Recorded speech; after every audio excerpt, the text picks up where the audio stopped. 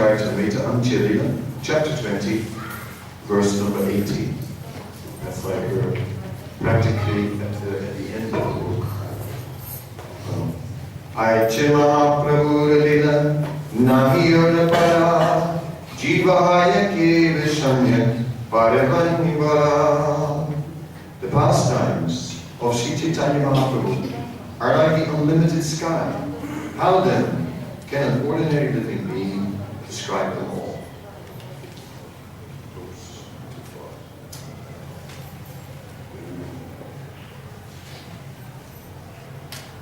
I try to describe them as far as my intelligence allows, as if trying to touch a drop in the midst of a great ocean.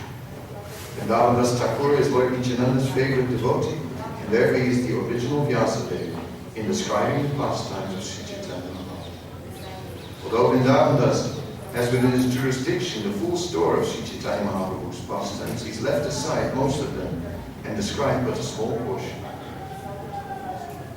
What I have described was left aside by Vrindavan Thakur. Although he could not describe these pastimes, he gave us a synopsis.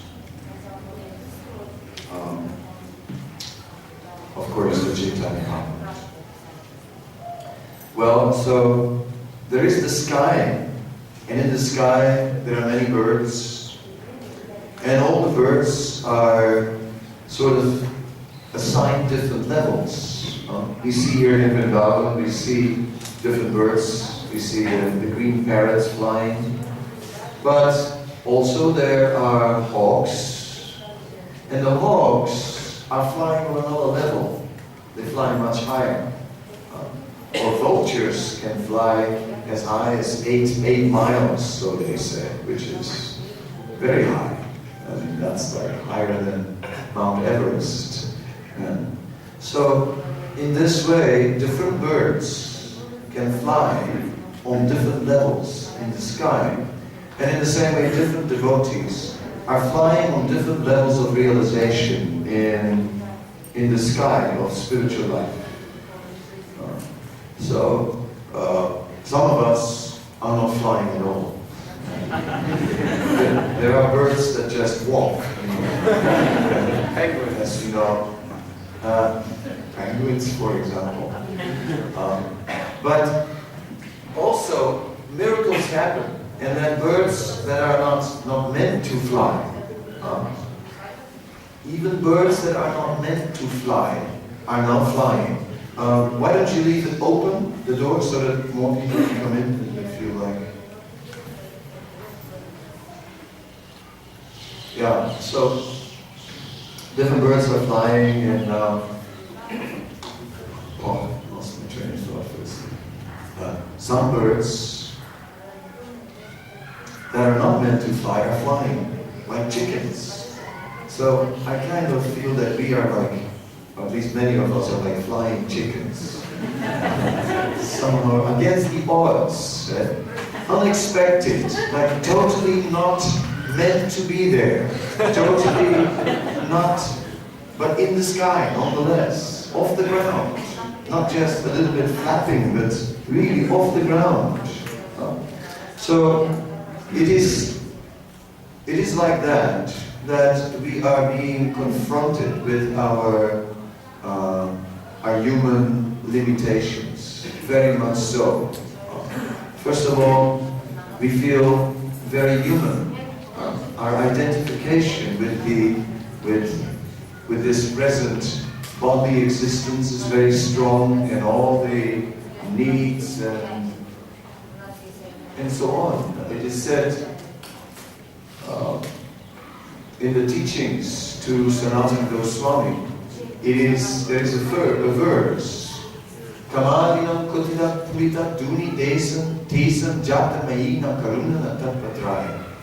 There is no limit to the quantity of my unwanted desires.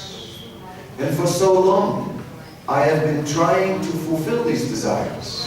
Oh yes, I have faithfully served them. Whatever demand was placed upon me, I tried to fulfill. But the senses have never been very grateful. The senses basically said, after I brought them everything I could with all my energy, all they could say was, "Is that all? Is that all? Bring more!" And like this, it's been slavery. Slavery, just hard labor without any reward, without any appreciation, in the service of the senses. So, Sri Caitanya Mahaprabhu, or Sanatana, is meeting with Sanatana Goswami, and Sanatana Goswami is saying, for so long I have been serving the senses, but lately I have come to my senses. Srila Bhaktisiddhanta Saraswati Thakur writes an essay on that, and the essay is called the Real and the Apparent Self.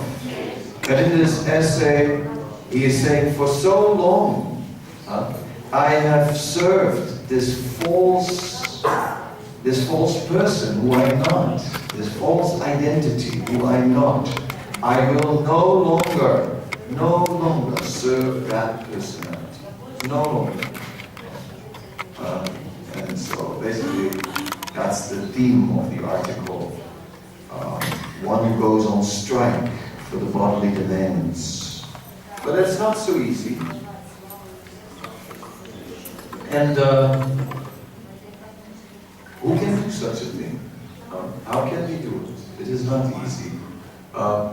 If the path is renunciation, if the path is so rigid, if the path is so demanding, then we're not going to make it.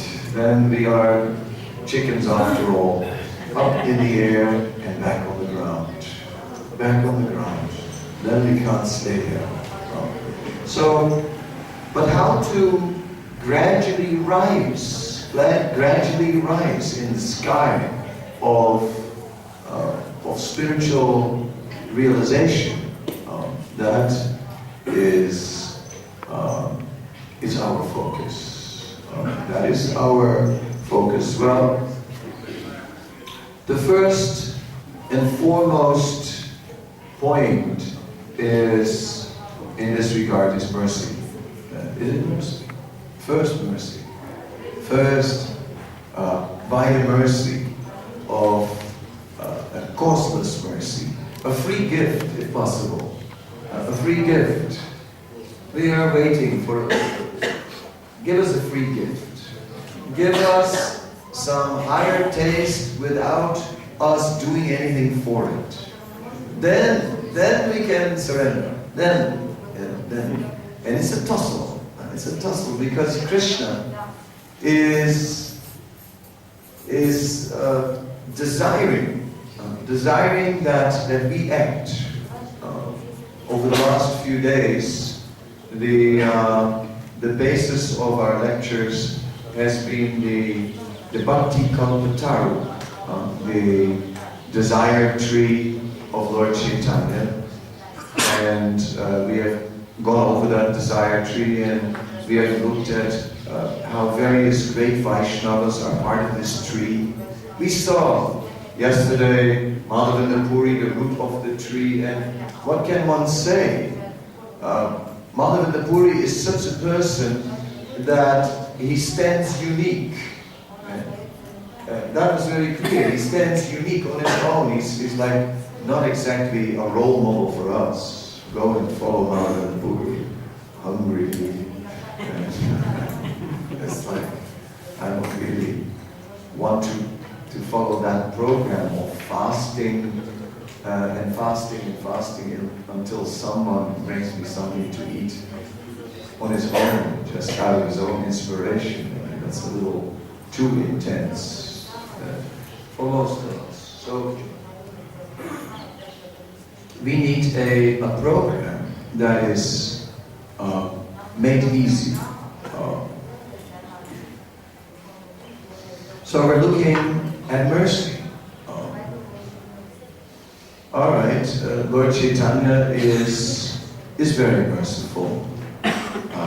Lord Nityananda is described to be more merciful, because he is intoxicated with love of God. He is tasting the nectar of serving. He is, by serving Lord Caitanya, he becomes so intoxicated. So there is a key in devotional service. Devotional service is a key to mercy. There's no doubt about it. But then, okay, doesn't seem to be free. That's true. We are as you surrender unto me, I reward you accordingly. So then it is, as we are engaging in service, then there will be reciprocation from Krishna. And that, of course, is our saving grace. So our main connection is that. It is that service attitude. Servitude is truly our path. I'll read something, just a second. Push a few buttons. And I'm better at multitasking. Oh yeah, that was the wrong button. This button, anything else?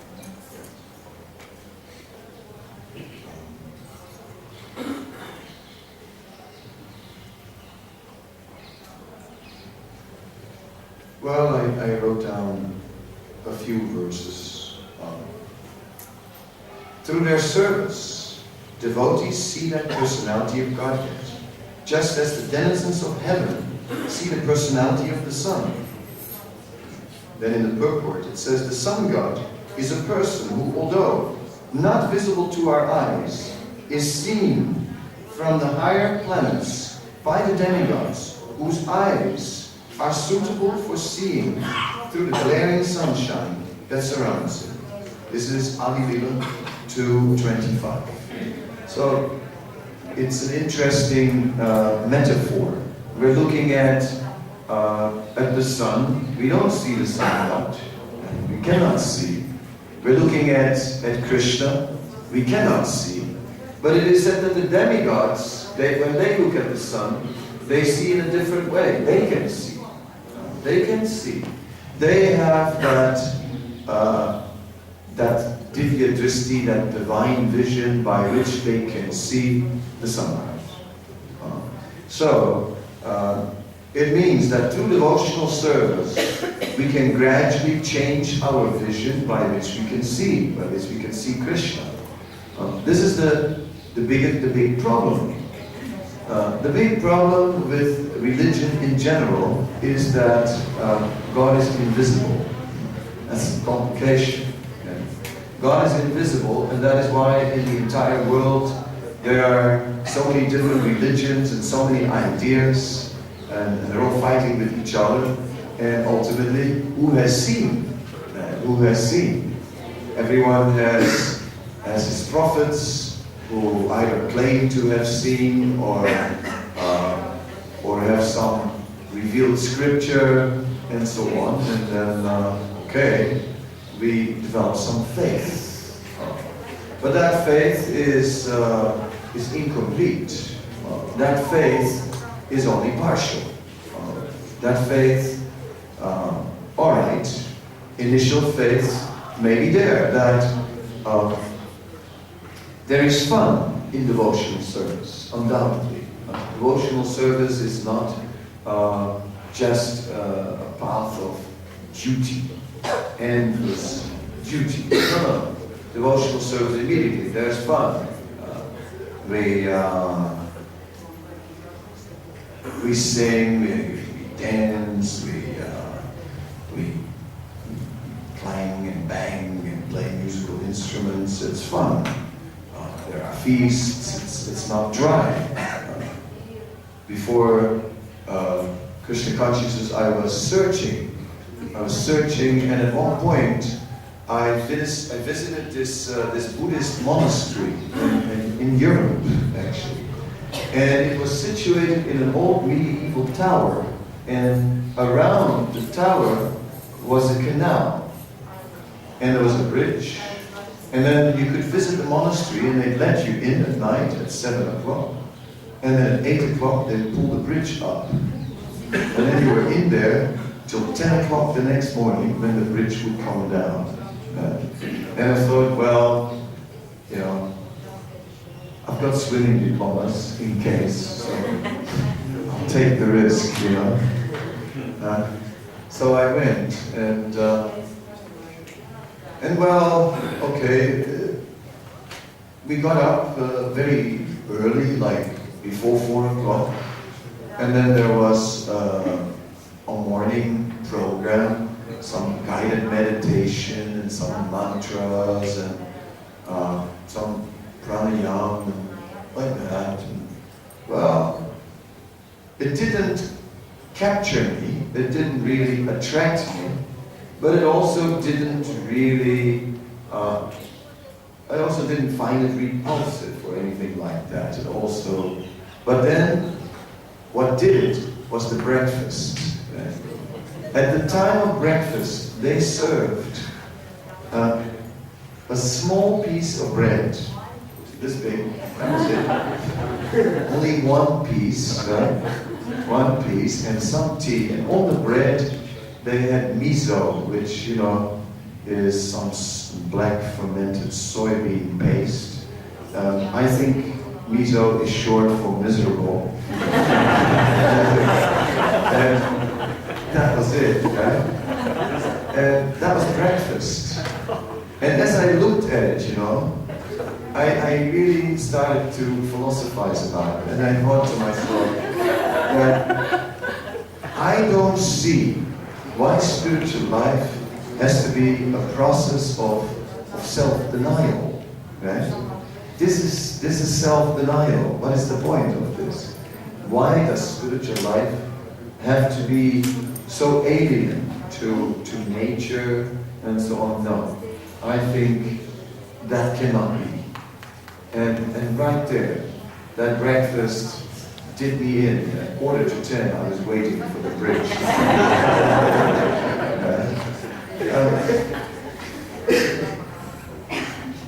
And I was lost to Buddhism forever. So, you're probably not surprised that I joined the Hare Krishna movement instead, for obvious reasons, right? For one, there's a better breakfast. But yes, so we see that this process is in that way not artificial. It is, Lord Chaitanya's process is not a process of denial. It is not a process of giving up what is natural to us. But Vairagya Vijja Nija Bhakti Yoga. Vairagya, or renunciation, is described to be part of Lord Chaitanya's program. And Lord Chaitanya himself took sannyas. And in that way, kind of re-established sannyas as a genuine process for the Vaishnavas. But his main purpose for that was simply to spread Krishna consciousness, not for the sake of the austerity, although he himself was strict and austere as a sannyasi. We see that of all the Panchatattva members, only Lord Chaitanya took formal sannyas. Lord Nityananda, first of all, they were all householders. Lord Chaitanya took formal sannyas. Lord Nityananda was renounced, but also had been married. He was maybe a vanaprastha, but also maybe not. It was difficult to really figure out where he was at. He was an avadhuta, and you just never understood what he was doing. I mean, the most amazing things. With the wife of Srivas, who was elder. Srivas and his wife Malini were contemporaries of the parents of Sri Chaitanya Mahaprabhu, and roughly speaking, at least 30 years older than Sri Chaitanya Mahaprabhu. And Nityananda about 13 years older, which, let's say, would have made Malini 20 years older than Lord Nityananda. But Lord Nityananda would sometimes, in his ecstasy, just go in the mood of a small boy. And in this mood of a small boy, he threw off all his clothes, and he wanted to drink milk from the breast of Malini as her son in the parental room. So definitely avadhuta. Not really your standard sannyas or your standard renunciant, but nonetheless, Lord Nityananda was renounced.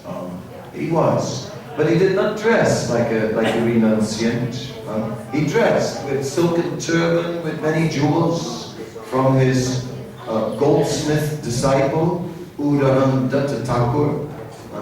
This Udaram Datta is an interesting personality.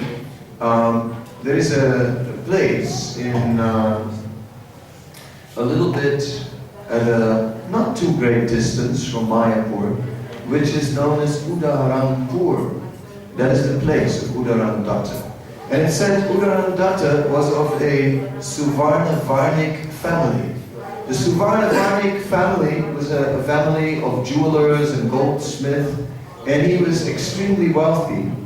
And he became a disciple of Nityananda, and he provided all the jewels and all the gold and everything, a ring on every finger, and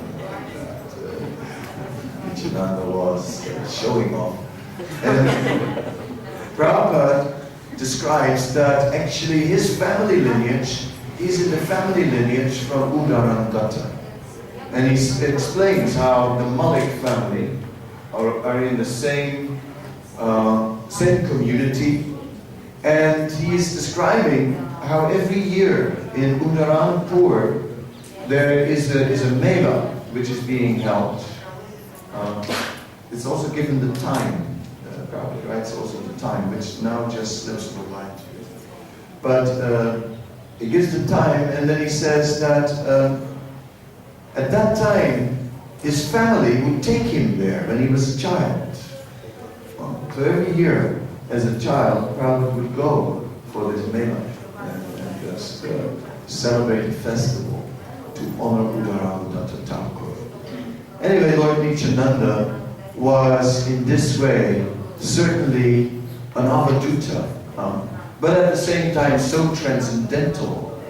When Krishnadas Kaviraj Goswami had the darshan of Lord Nityananda in his dream, he saw Lord Nityananda, he saw how he was chewing betel nuts, he saw how his eyes were rolling, he saw how he was dressed in opulent silk and decorated with jewels, he saw that his body was moving like an elephant. In Mayapur you can look at the elephant, and if you study the elephant, I have, then you can see that an elephant is always moving. There is not a moment that an elephant stands still. There's always, ears are flapping, trunk, constant, something moving all the time in an elephant. You will see it in mine. So Nityananda was moving like a drunken elephant. It must be quite moving, his eyes rolling. Right? In his hand, a reddish iron stick, and chanting with a deep voice, Krishna, Krishna, Krishna. Many cowherd boys surrounded, swarming around his feet, also chanting Krishna, Krishna, Krishna. So, very ecstatic at the same time, very transcendental, very absorbent. And that example of Nityananda shows what vairagya, what renunciation is all about in Krishna consciousness. It's not about who can eat the smallest portion of bread, right? No, it's not about that. Again, Srila Bhaktisiddhanta Saraswati Thakur is saying an interesting thing. He is saying that, an ant, right? An ant, how much is an ant eating? Very little, very little. So the ant is eating very little, and the elephant, how much is the elephant eating? The elephant is constantly trucking it in, like serious quantities. It said, but the elephant is carrying the deity of Krishna on his back. So he's rendering service, whereas the ant may crawl up to Krishna and may bite Krishna. Therefore, eating less is not really the way to get to Krishna. The way to get to Krishna is through service, through devotional service. Selfless service. To somehow or other have this attitude of service. And this mood is the prevalent mood in the Caitanya Caritamrta. And then, how to engage in devotional service of Krishna. It is not, yes, in the beginning, we are gross in our service. We don't know much about Krishna. We don't know very well how to actually please Krishna. But it is from the Vaishnavas that we can learn how to please Krishna. Therefore, in order to please Krishna, one must serve a Vaishnava. And that is like another central point in the teachings that Sri Caitanya Mahaprabhu gave to Sanatana Goswami. And he repeated that point, that serve the Vaishnavas. It comes up time and time again. Serve the spiritual master, Adu Guru Kadasraya. First take shelter of the lotus feet of the spiritual master. And of course, we are reciting with Caritamrta Thakur, the lotus feet of the spiritual master are the only way by which we can attain pure devotional service. There is no doubt to that. Krishnadas Kaviraj Goswami begins with Vande Gurun Isabhaktam Isam Isavadarakam. He describes first worship the spiritual masters. Those are the opening words. But Gurun, plural. And Srila Prabhupada explains in the first chapter, yes, that means many gurus. Many gurus. So, in the last few days, we were looking a little bit at our acharyas, at the gurus, at our gurus. And all of the gurus have not only given us transcendental knowledge. No.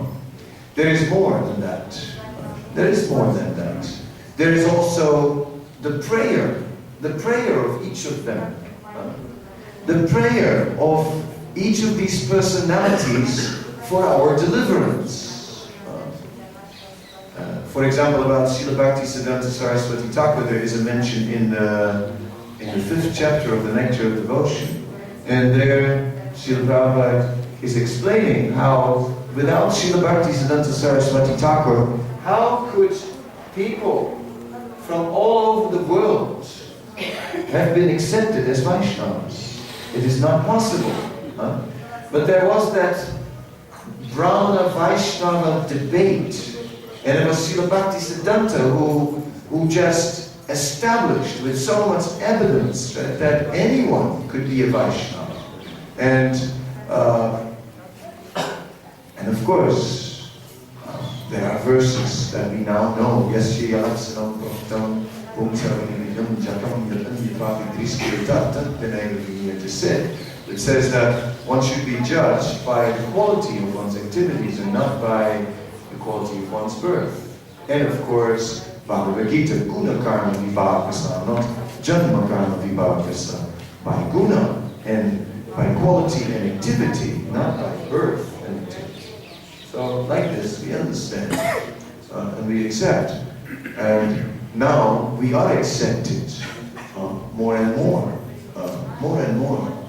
and gradually are accepted as authority. And we see that this was going on. Narottam Thakur was accepted as the spiritual master of Brahmanas, although he himself was of a Kayastha background, which is counted as Sudra. But on the strength of Caitanya Mahaprabhu, Kiva Vipa Kiva Nyasi Sudra Kanana, He Guru Tattva Say Guru. Yes. So it is about whomever knows Krishna, the truth about Krishna. The truth about Krishna, it is said, can be, to some extent, can be found in the scriptures. Because after all, the scriptures are not ordinary. The scriptures are apuraseya. The scriptures are revealed. The scriptures are not spoken by man. The scriptures are revealed by the Supreme Lord. But it is also said, Tarka Pratishta Shrutya Vibhina Nasa Parisir Madana Vinam Dhamasya Tattva Nitam Guhayam Mahajana Yena Katasapanta. It is said that actually, in trying to understand the scriptures, there are so many opinions of so many scholars, so many rishis, so many munis, who have so many ideas, and it is never clear, never clear. Therefore, one will not know the truth. In the Caritamrta, there is the example of Tapan Misra. Tapan, when Lord Caitanya went to East Bengal, Bengal is now cut in half, right? Now, when the British in 1947 engineered the partition of India, then at that time they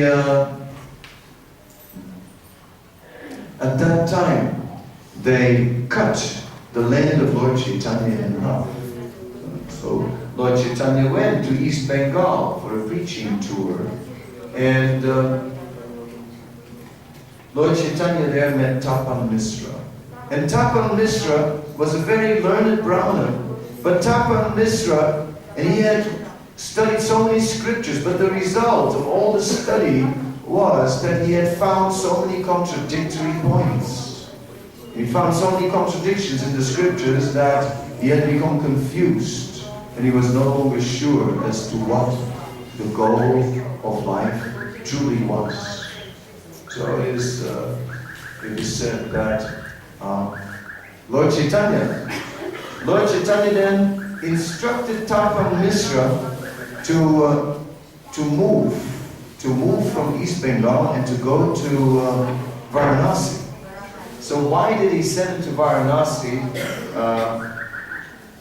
Tapan Misra could not understand. He was there in Benares, and he was suffering like anything, because he was there along with another devotee, Chandrasekhar, in the midst of an ocean of Mayavadis. Right?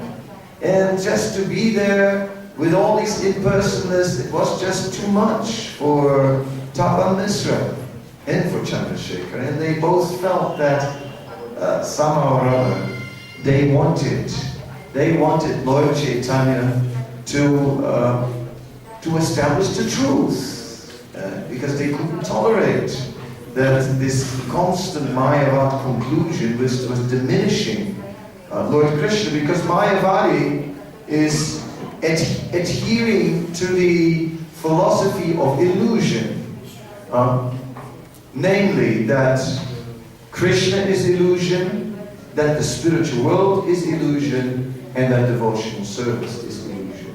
These three, that's Mayavadi. So they couldn't tolerate it. And of course Lord Caitanya fulfilled their desire and did defeat the Mayavadis in Benares, and they all became Vaishnavas. And the point is that Tapan Misra had read so many scriptures, but just in case he would have become contaminated by Mayavad, since he was confused about the goal, Sri Chaitanya Mahaprabhu sent him there so that he could personally witness this defeat of Mayavad, and in that way become cured of that disease. Anyway, so Lord Caitanya,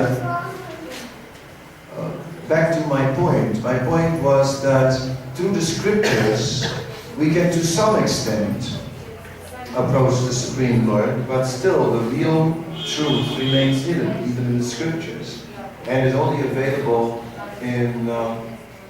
through the Vaishnava, the heart of Vaishnava. So Lord Caitanya showed that, and that is why yesterday, when in the first day we established Lord Caitanya, the Supreme Personality of Godhead, none other than Krishna himself, Sri Krishna Chaitanya.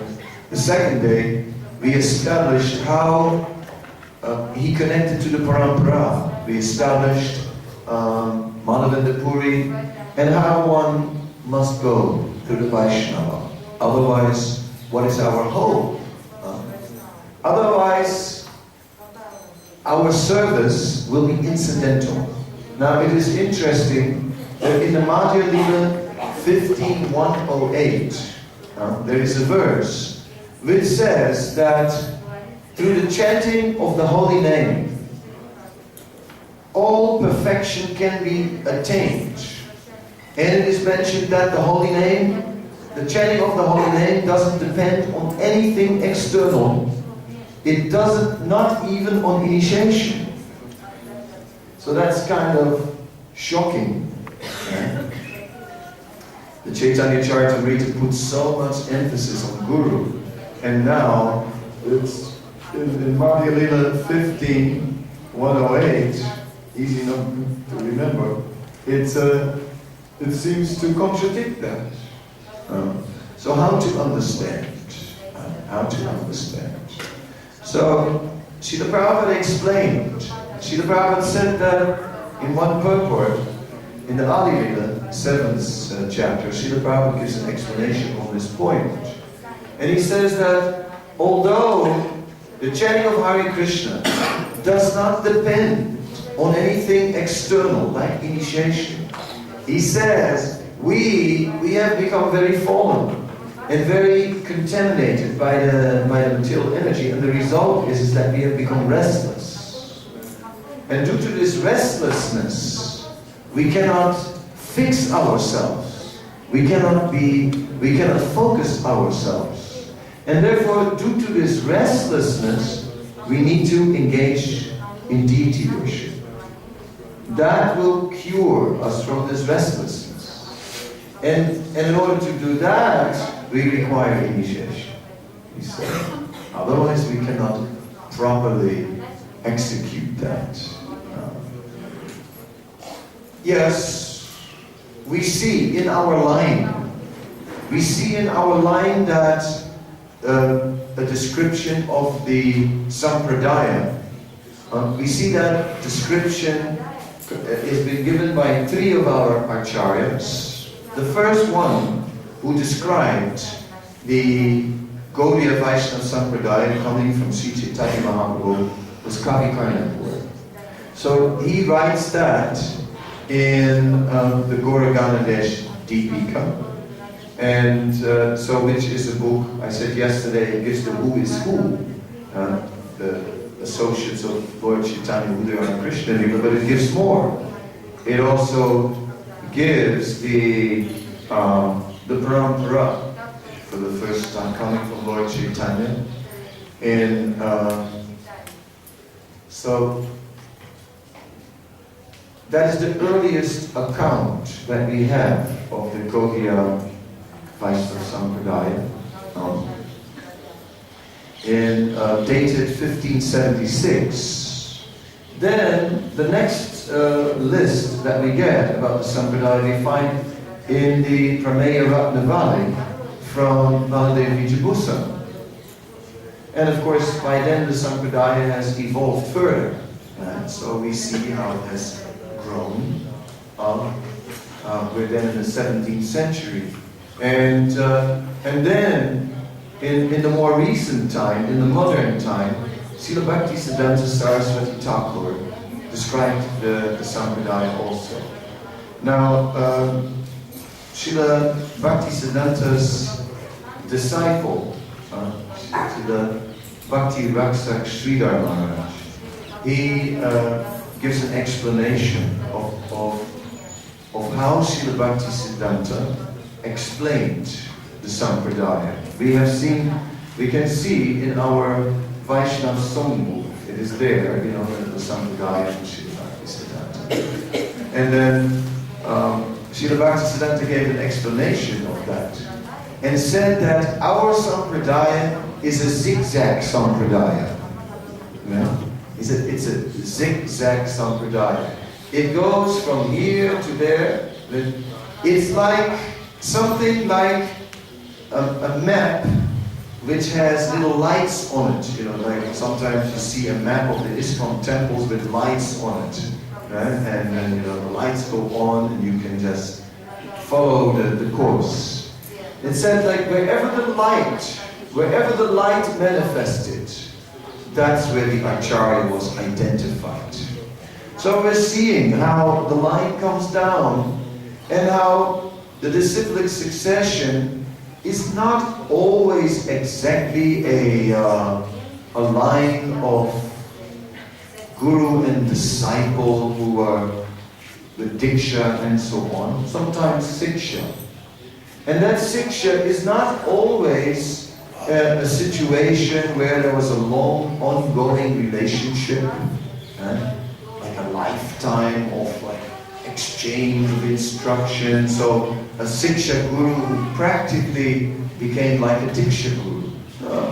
Like for example, between Jagannath Das Babaji and Srila Bhaktivinoda Thakur, there was not really such an active relationship of Bhaktivinoda Thakur regularly going to Jagannath Das Babaji for instruction.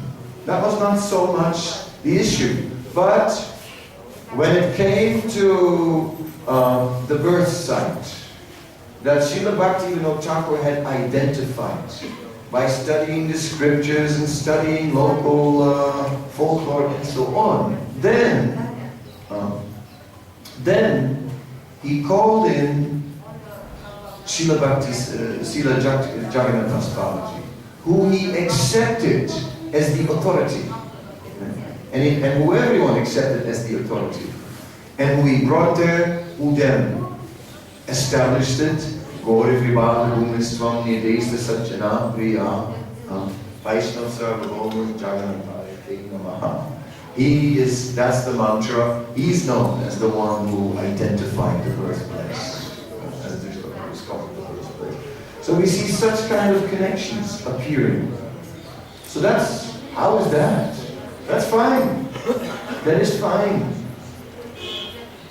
Wherever the conclusion, the pure conclusions of Caitanya Mahaprabhu are deposited, that is where we trace the Sampradaya.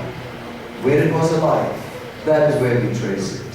And that is the essence. The essence is the teachings. So in our Sampradaya we see Siksha connections. But these Siksha connections we see between great Mahabhagavats, between great devotees. Great self-realized devotees.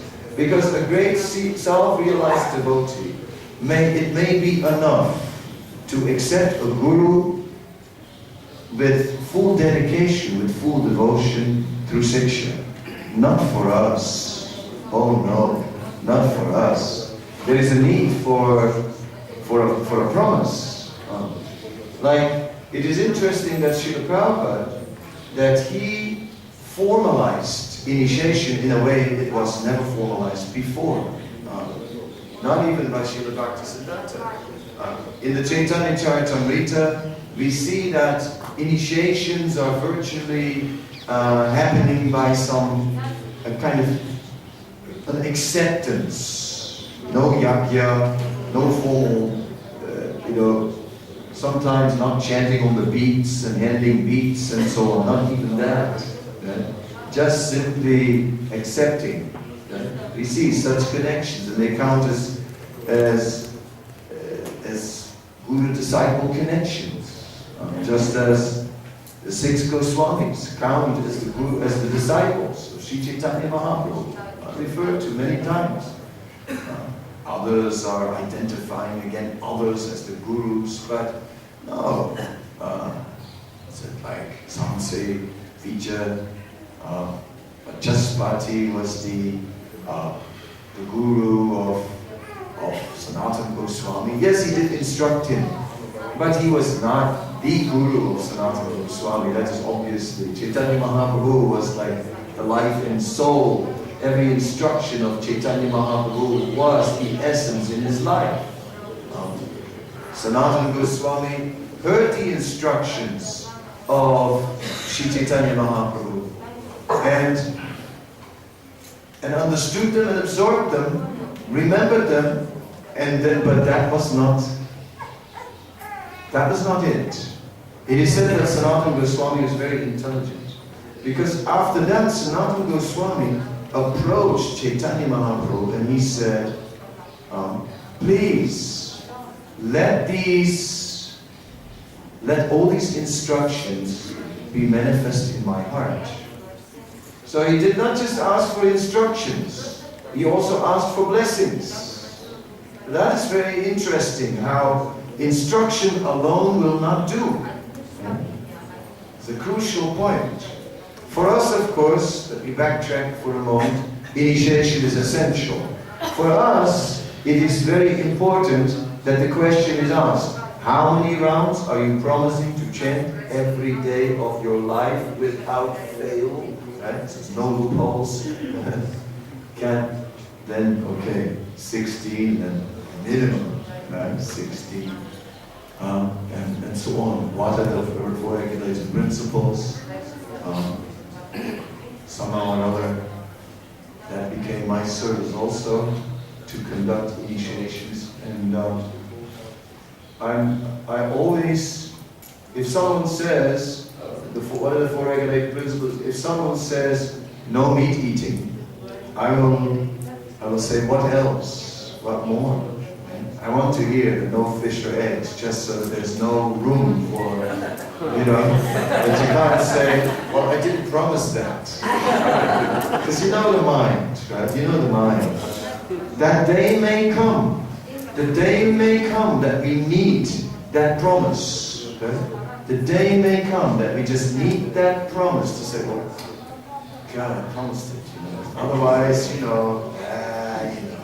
a little egg in the cake anyway. Your mother made it, and it's Christmas. Eating anything. No, you're sitting at the table, you didn't eat anything. Can't you just have a little piece of cake made by your mother? Your own mother? Come on. Can't be fanatic. No, you promised it, no eggs, remember? Spelled it out. Eggs in the cake. Of course, Tamam Krishna Maharaj told the story that he went to China and that he said he was a vegetarian and that they said, oh, what does that mean? He said, I'm very strict, I don't eat any meat, fish, eggs, onion, garlic, anything like that. He said, all right. Then they made a cake for him and they brought the cake. He said, is it vegetarian? Yes. He said, no meat, fish, eggs. He said, no meat, fish, eggs, no. And then he was still so doubtful. Then he said, what is it made of? And they said, insects.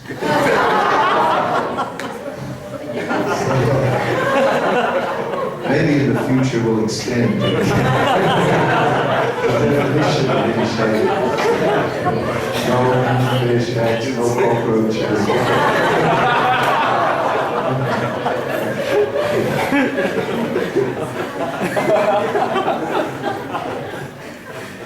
So such adjustments can be made. That is called Kalabesha. You might think, I'm not speaking about the Chaitanya Charitamrta.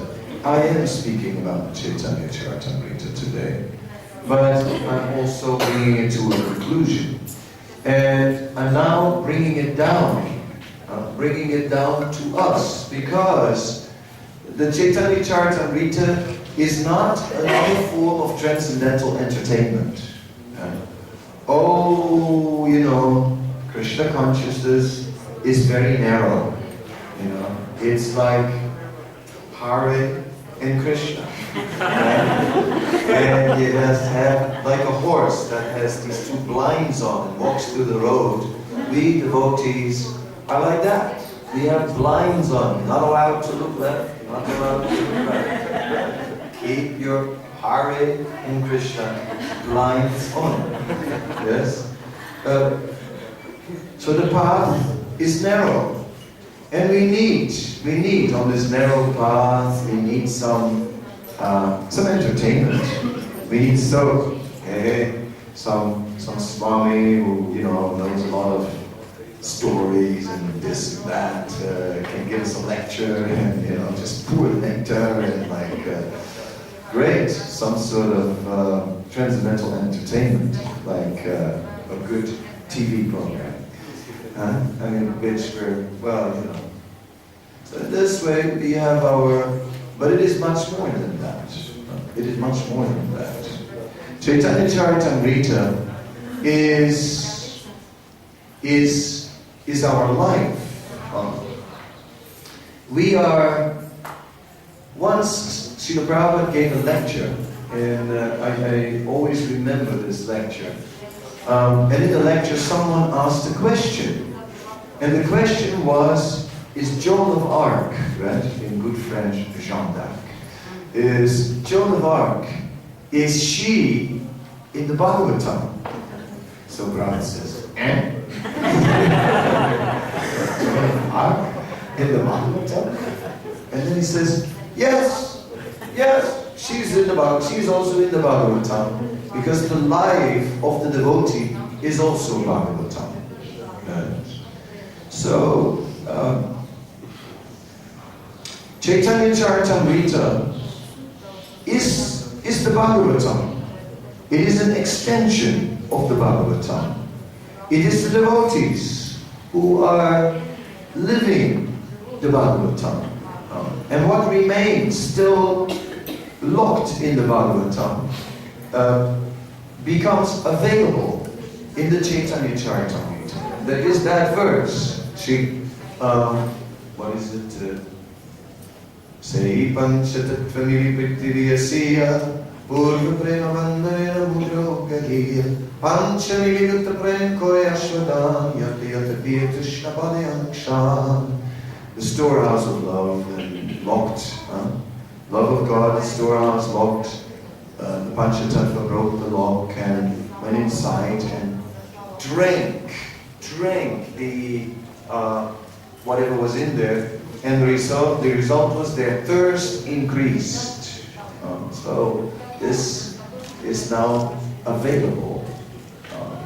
So the Chaitanya Caritamrta is particularly is our way of life. It provides us everything we need.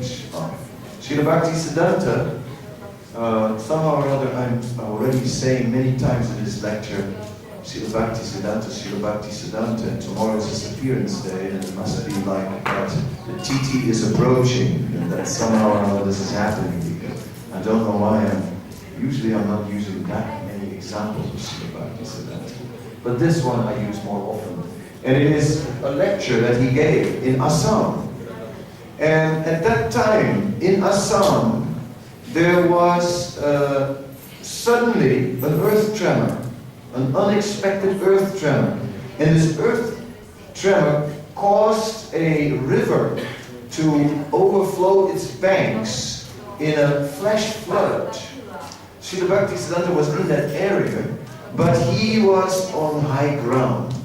So the hall where he was lecturing was not affected by the water, but all around, the whole area was flooded by a sudden flash flood. So Srila Bhaktisiddhanta got inspired and gave a whole lecture about the Mahapralaya, the big final inundation of the universe. And he started to say, he said, when that happens, what will you do? You take your valuables, right? You try and save your life and take your valuables. You take the Bhagavad Gita, Srimad Bhagavatam, and Chaitanya Caritamrta. You walk out of the house. Yeah? Says, but if it gets too heavy to carry, and you gotta let something go, then what you let go? Then you can let the Bhagavad Gita go. And then you keep on walking. Bhagavatam, Chaitanya Caritamrta. Why? Because Bhagavad Gita gives us everything. It gives us the whole philosophy. It's enough. You have the Bhagavad Gita, you can go back to Godhead. But it doesn't describe the detailed pastimes of Krishna. So, okay, we want those, so we hold on to the Bhagavatam. And anyway, all the philosophy for going back to Godhead is in the Bhagavatam as well. And Chaitanya Caritamrta is also full with juice, so we can carry those too. But then, if it still gets too heavy, then which one you let go? Let the Bhagavatam go. Yes. then you let it go. He's going, no. Never. That's a good sign. But Srila Bhaktisiddhanta said, then you let the Bhagavatam go and hold on to the Caitanya Caritamrta. He said, because from there everything can be restored. Everything. Everything is in there. It is all there. So what is there? There is a process. The process, the detailed description of the process of devotional service is given. It's throughout the book, it is found. It is described in teachings to Rupa and Sanatana. It is described in the explanations that Ramananda Rai gave to Chaitanya Mahaprabhu. Just the same description that I was mentioning about Sampani Muni. It said, Ramananda Rai was like a cloud that had taken water from the ocean and then raining back from the ocean. Like that. He spoke the transcendental knowledge that Chaitanya Mahaprabhu revealed to him. So in this way, everything is there. There are the principles of sadachara, of how a Vaishnava should behave in the Caitanya Caritamrta. So many times we see Jagadananda Pandit. When Sanatana Goswami had sores on his body, Jagadananda Pandit was instructing him and told him, why don't you go to Vrindavan? Lord Chaitanya told you to go to Vrindavan. Why are you staying here in Puri in this condition? Sanatana Goswami was complaining that every day Mahaprabhu is coming, he's embracing me. And the horrible juices coming from these sores is touching the body of the Lord. It's a great offense. Go to Vrindavan, Jagadananda said. The Lord wanted you to go there anyway you go. Then, when Chaitanya Mahaprabhu found out, he became so upset. He said, this Jaga, he didn't even call him Jagadananda. He said, this Jaga, who does he think he is? He's just a boy. Who is he to instruct you? You are very learned and respectable. Even I go to you for advice, and he's instructing you. I will never tolerate anyone who doesn't adhere to Vaishnava etiquette. He's saying it like that. So like this, we see in the Caitanya Caritamrta an emphasis of Vaishnava etiquette. We see how Vaishnavas behave and so on. And we also see in the Caitanya Caritamrta how Vaishnavas misbehave, how they commit offenses, and how they get reactions for it. Ramachandra Puri, we heard Ishwara Puri served his spiritual master Madhavendra Puri at the end of his life, so nicely, so humble, but then there was this Ramachandra Puri who criticized his spiritual master, and as a result, he became more and more critical. He criticized his spiritual master told him, get out of my sight. And he criticized more and more and more. More and more. Until he finally criticized the Supreme Lord. So his offenses just increased and increased and increased. So everything is there of how to become a devotee. And finally, what is there is the mercy. So, in that respect, Srila Bhaktisiddhanta spoke and emphasized the Caitanya Caritamrta, and he himself was reading the Caitanya Caritamrta as his favorite book. And that was the book that he was reading the most. Then we see Srila Prabhupada. Srila Prabhupada coming to the West on the Jaladuta. He left on Friday the 13th, our lucky day. And he did the Atlantic crossing, and during the time it says, in the Jaladuta diary, it says that what sustained him was Caitanya Caritamrta. He was reading Caitanya Caritamrta. And Srila Prabhupada comes across the ocean in his Trotsy and Bhagavatams. How was he had printed? He carried them.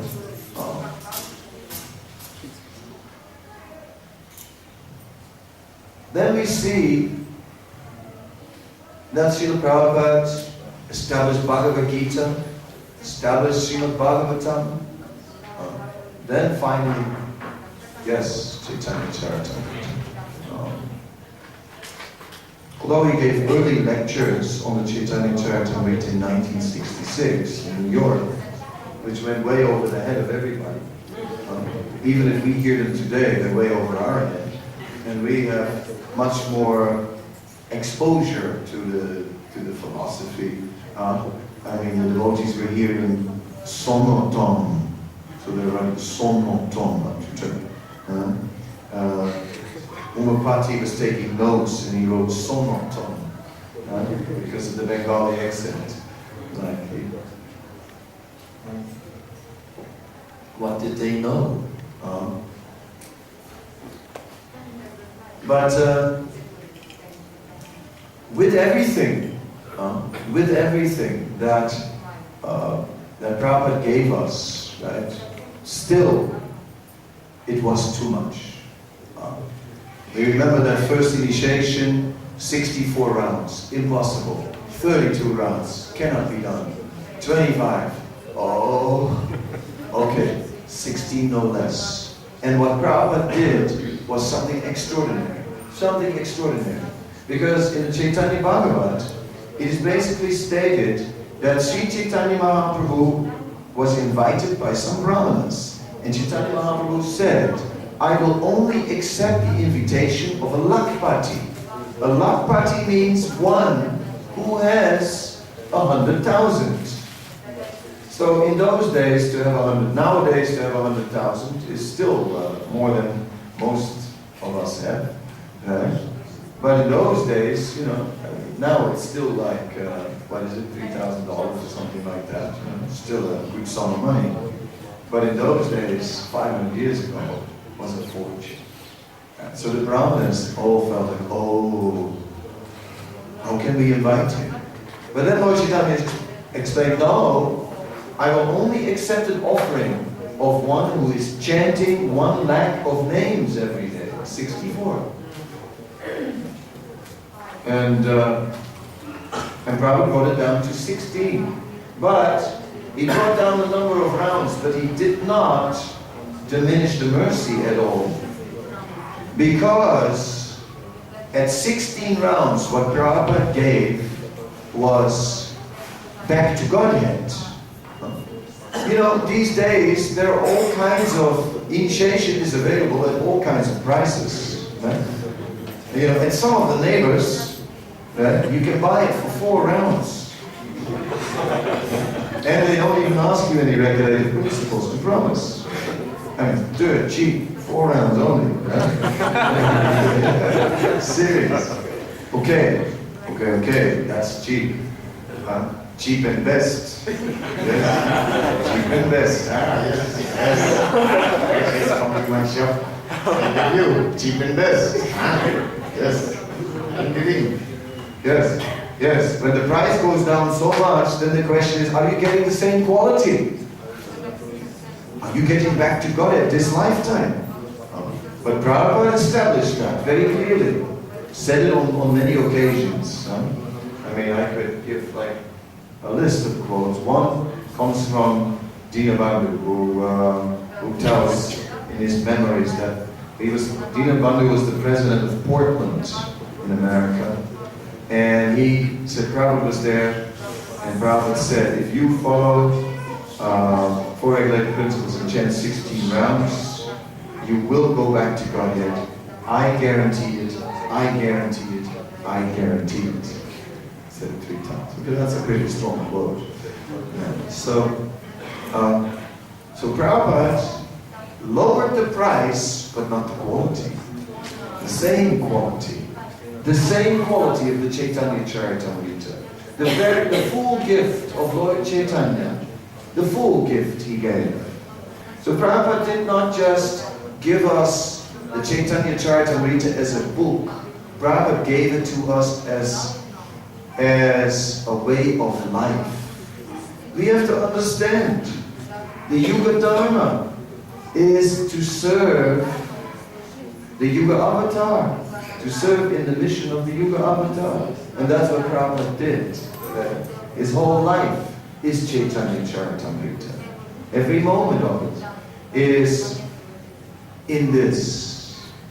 That we are like, as I began the lecture, we are like different birds flying on different levels in the sky. And Prabhupada, of course, flew on the topmost level in the sky, on the level of pure love of God. But Prabhupada came down, although he was a transcendental, effulgent resident of the spiritual world. I don't know if Prabhupada came down from the spiritual world or if Prabhupada became perfect in this world. Who am I? I don't fly so high that I can see that. But Prabhupada came down, and Prabhupada flew at the level of a preacher. But not an ordinary preacher, a preacher with Krishna praying. And as a preacher with Krishna praying, Prabhupada touched the life of all. And then he showed the life of a devotee in this age, which is, if you want to turn to Krishna prema, then you must turn to mercy. You must turn to the mercy. By trying to go up into the sky, higher than you can fly. How high? How much higher can you go? It still will not be high enough. But by turning, then when we find that we reach our limit, and that we just can't get higher in the sky, when we realize I'm falling short, then we turn to the mercy. And yes, we drink that mercy. We drink it to our satisfaction, but not only drink it, as I explained on the first day, and as I will say again now, on the day that we joined this movement, we get a little cup. A little cup. It's a nectar cup. Oh yes, but it's too small. Anyway, and it's good because you catch nectar. But only a few drops more. That's still not enough. With time, it slowly grows. And some more nectar, but still not enough. And then when we start to give out this nectar in a cup, it grows. It grows. So it grows much faster.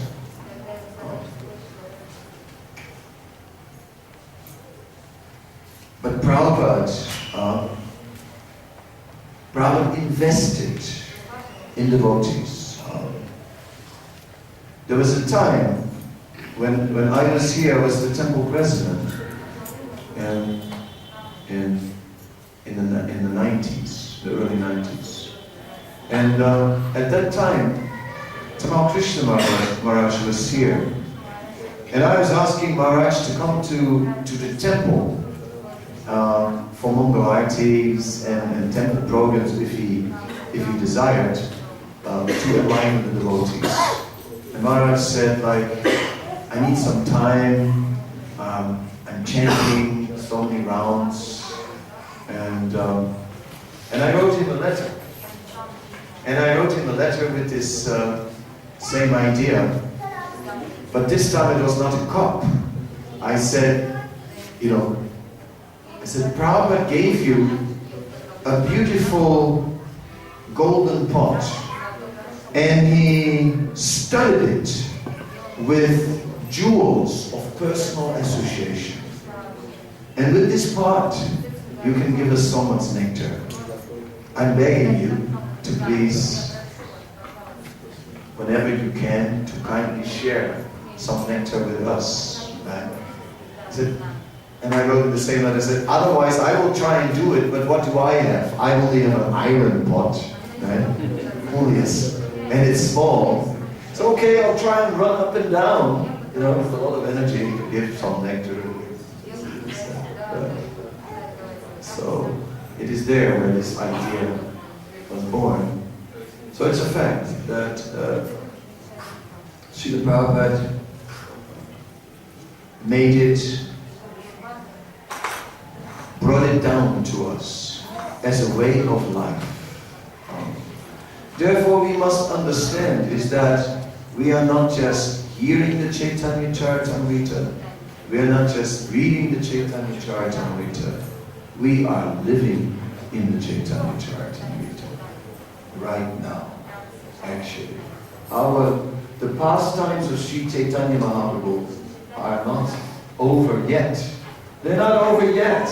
The golden age is just beginning. The miracle is just beginning to happen, and we are in it. We are in the Caitanya Caritamrta. Somehow or other, we are in there. Don't ask me how. It's Prabhupada. It's Prabhupada only who brought us in there. So that's the reason why I am so much into the Caitanya Caritamrta, because I tried to fly up and up and up as high as I could go, and then I got stuck. I was here in Vrindavan and stood, lived here many years, and stood in front of Radhashyam, and then sometimes look at Krishna Balaram and Gornitai quickly. But now, these days, more Gornitai. I know. When it comes to Radha and Krishna, I fall short. And when I encounter my shortcomings, when I encounter my bad character, when I encounter contamination, then I take shelter of mercy and drink this mercy. And by regularly drinking this mercy, yes, then I can also distribute. Not break open the storehouse of love of God, grab it and run out the door with flapping clothes, and Super Bhakta is in town, or Super Sankirtan, and he's going to be burned out in a little while, right? Because he never drinks the nectar himself. He's too busy distributing. No. But it is that is the Chaitanya Church. Okay, with that, I'm really at the end of our 3 days seminar. As you can see, it is, although it seemed at the moment for a while like going all over the place, it seemed to be like not all related, but it is all part of one clear vision. Srila Prabhupada has taken us into this world, and through this world of Lord Chaitanya, can we enter into Vrindavan.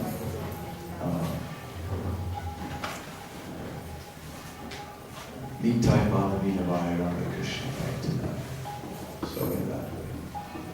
Well, I can go on till midnight, no problem. Or until tomorrow. But I don't know if we will do that. I've not taken any question. If you allow me, I'll go a little over. If anyone has a question, or a comment, and I'll take one.